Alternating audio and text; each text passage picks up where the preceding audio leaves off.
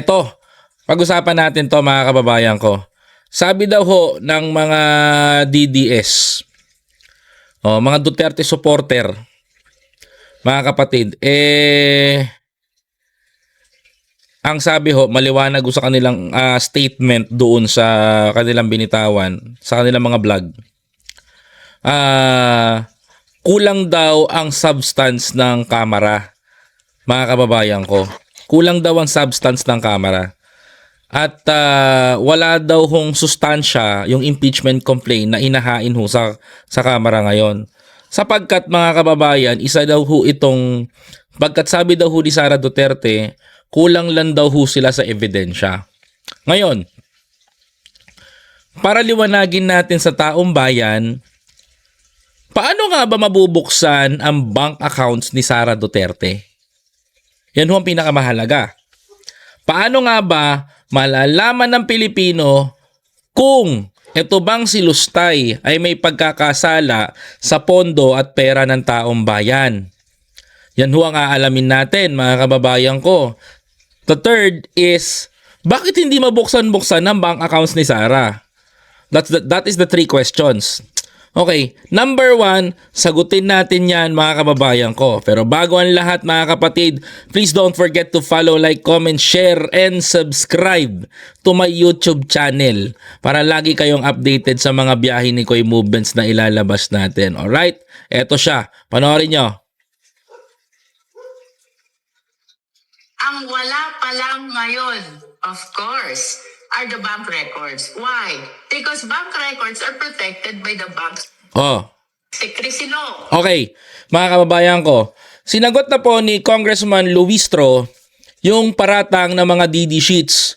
Paano nagkarbakbak dahil daw pinapatawag daw ho ng Kongreso, sinapasobpina ho yung salin ni Vice President Sara Duterte. Bakit nga ba? Bakit nga ba ito pinapasobpina at bakit nga ba ito pinaharap?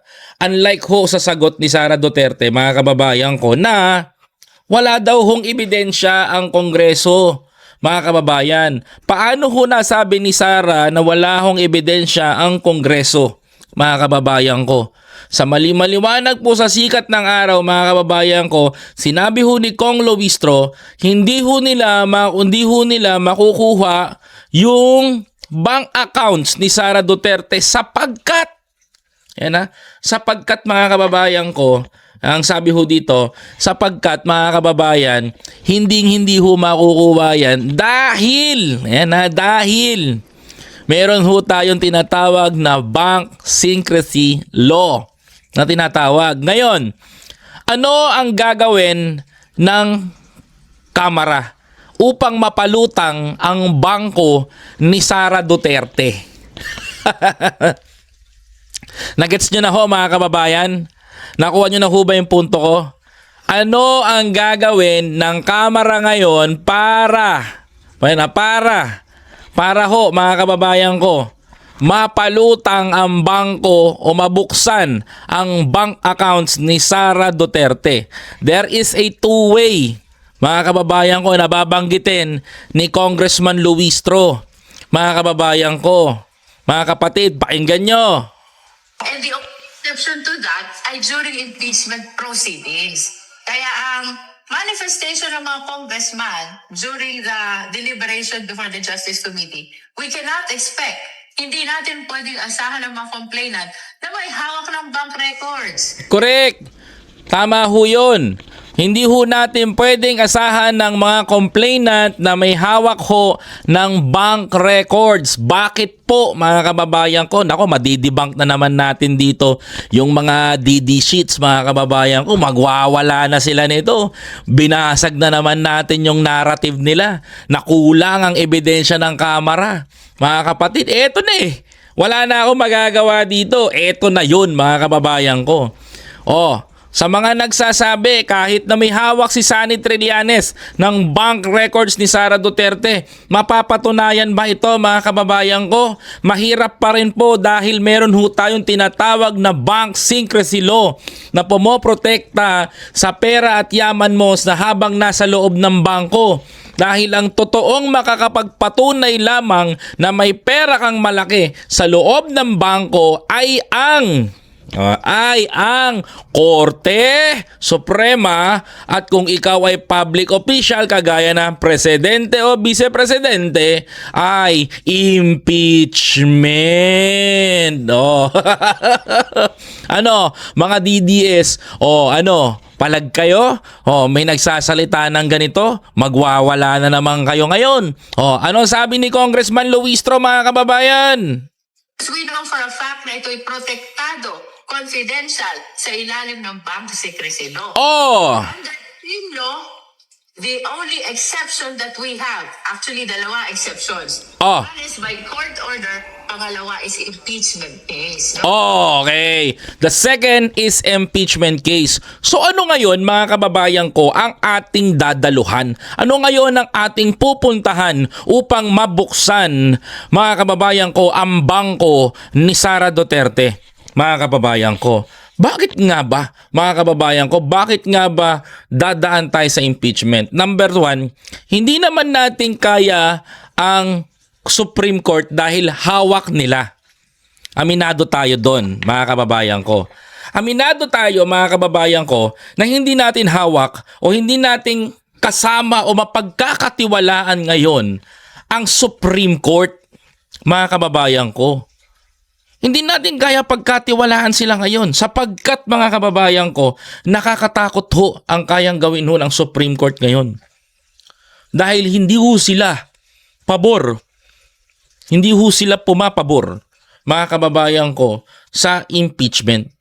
Magkagayon pa man, ang House of Representatives, ang representantes ng taong bayan, ay gusto hong magkaroon ng isang impeachment. Mga kapatid, mga kababayan ko. Ngayon, the only way na mapapasok natin ang matatanong natin kay Sara Duterte, yung tungkol sa kanyang mga bangko na allegedly ay may lamang bilyong-bilyong pisong pondo.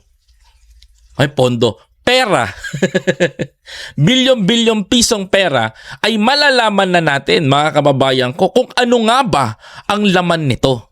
Ito ang pinakamainit na tanong.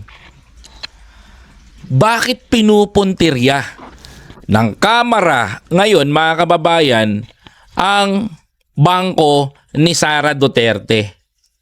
Yun ang pinakamainam na tanong.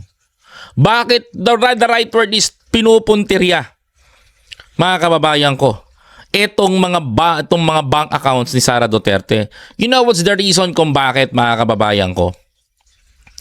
Kasi nagtataka ho ang ating bansa sa biglang yaman o biglang dami ng bulusok ng mga ari-arian ng mga Duterte simula ho nung naupo sila sa higher position.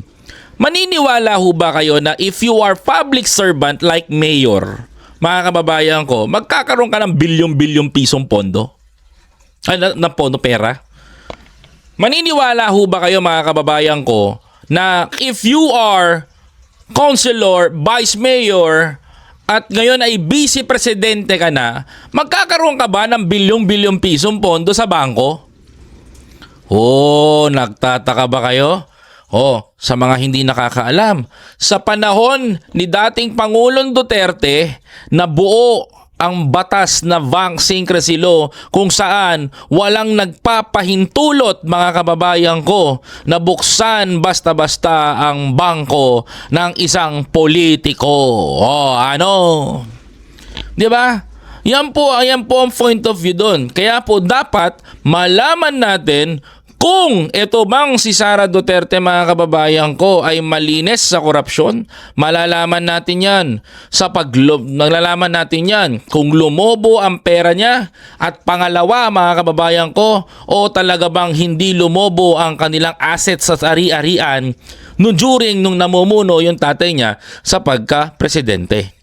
Kasi ho, mga kababayan ko, hinahanap ho kung saan ho napunta yung pera ng taong bayan na trilyong pisong inutang sa bansa natin at walang napuntahan na proyekto. Yan ho ang ating pag-uusapan, mga kababayan ko. Napakalalim na ho ng pinupuntahan natin. Lumulusong na ho tayo doon sa pinakamainit at pinakamalalim na posisyon ng laban na ito. Lumulusong na ho tayo, mga kababayan ko, doon sa usapin kung saan hinahanap na ho natin yung pera ng taong bayan. Yun ho ang ating point of view dito, Ma'am Charito Torion Marsan. 'Di ba? Yun ho ang ating hinahanap. Kaya ngayon, mga kababayan ko, aalamin ho natin yan. Kung talagang malinis ang intensyon ni Sara Duterte sa kanyang pagtakbo sa Pilipinas. Ngayon pa nga lang, mga kababayan ko, kung makita na dyan na ikaw ay isang kurap at hindi mo maipaliwanag ang yaman na meron ka ngayon, abay, ibang usapan na yan. Kaya kung ako ay Pilipino, mas mabuti na ho na alamin ho natin kung saan nga ba ito nanggaling ang mga pera niya. At bakit tila ba nagtataka ho ako, mga kababayan ko? Alam nyo, nagtataka ho ako eh. Sa sobrang dami ng pinagtatakahan ko ngayon, isa lang ang pagtataka ako. Gulong-gulo ako ngayon. Bakit to, mga kababayan ko? Kasi bakit ayaw ho harapin, ayaw ho ni Sara Duterte at tumanggi ho ang kanyang kampo na humarap o dalhin yung kanyang bank accounts o masilip ng gobyerno ang kanyang pera sa bangko. Di kaya totoo na yung sinasabi ni former Senator Antonio Sani Trillanes na meron kang bilyong-bilyong piso sa bangko mo? Hindi kaya malalaman ni President Marcos kung saan napunta yung mga Mary Grace Piatos? Hindi kaya natatakot ka? Kasi nagtataka ako, yung kampo niya ayaw humarap ngayon sa kamera sapagkat dinedeny nila na merong ganong pera. So kung dinedeny nyo na walang ganong pera, mga kababayan ko, malalaman natin, di ba? Mga kapatid, malalaman natin yan kung talagang malinis ka, wala kang tinatago o walang bahid dungis ang mga kamay mo. Tama ba ako, mga kababayan ko? Yun ho ang pinakamagandang pag-usapan. Mga kapatid, mga kababayan ko, hindi ho basta-basta yun. Kaya dapat ho, mga kapatid, malaman ng sambayan ng Pilipino yan. At isa pa, hindi ba kayo nagtataka bakit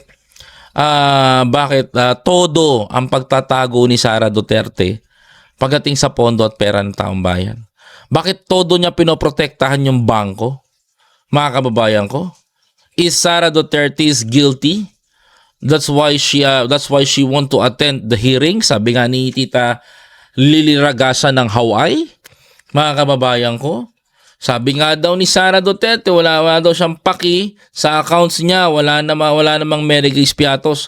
Kung dito nga lang, mga kababayan ko, nagkakanakawan na ho tayo ng pera eh. Kung dito nga lang ho, mga kababayan ko, nakikita na ho natin na mayroong probable cause yung impeachment. Mga kapatid, bakit ho, mga kababayan ko, ayaw ho nila? Ayaw ho nila itong litisin. At tila ho ba, mga kababayan ko, lahat ho ng kaalyado ni Sara ay pinagtatakpan pa siya. Yan ho ang pinakamagandang pag-usapan. Yan ho ang pinaka main na buod nito. Because Sara Duterte is running for presidency. Kailangan nating malaman yon. Tama ba ako, mga kapatid? Tuloy. And this is an impeachment case. So we expect na ngayon pa lang magkakaroon ng pagkakataon ang mga complainant na inabas yung alleged back records. Correct. Yan. Narinig nyo na yan? At least, mga kababayan ko, narinig nyo na sa mismong bibig ni Congressman Luistro. Okay? Kaya mga kababayan, maraming laban ngayon na dapat nating tutukan. Maraming laban. Kayo po, tatanungin ko kayo, payag ba kayo na buksan ang bank accounts ni Sara Duterte? Maaari mo bang i-comment sa baba, mga kababayan ko, kung kayo ba ay pabor sa pagbubukas ng bank accounts ni Sara Duterte, mga kababayan.